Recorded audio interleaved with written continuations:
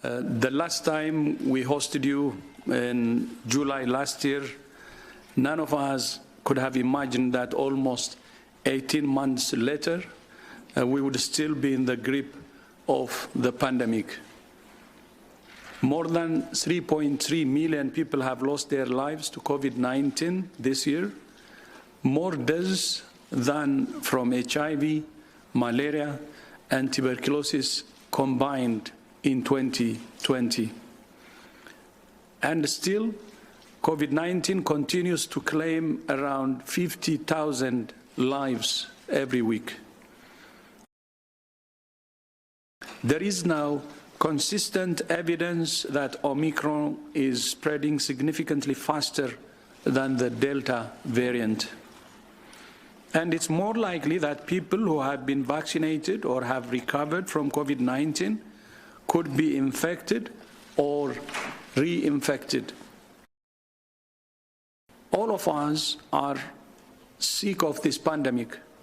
All of us want to spend time with friends and family.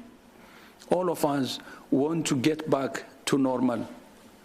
The fastest way to do this is for all of us, leaders and individuals, to make the difficult decisions that must be made to protect ourselves and others.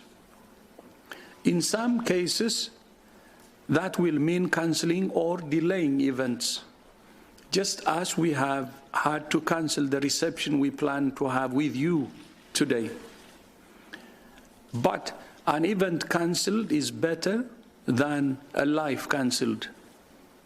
It's better to cancel now and celebrate later than to celebrate now and grieve later. None of us want to be here again in 12 months' time.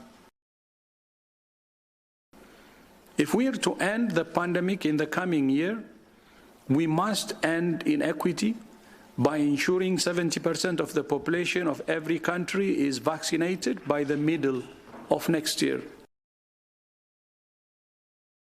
There is new evidence emerging now of its benefits, especially with elderly groups, senior citizens, especially above 65 and above 60. So if it's going to be used, it's better to focus on those groups who have risk of severe disease and death, rather than, as we see, some countries are using to give boosters to children, which is not right. Then the equity issue comes here. Instead of boosting a child in high-income countries, it's better to vaccinate the elderly in countries who have the elders who have not been vaccinated, even the primary vaccines. So the equity issue should also come into play.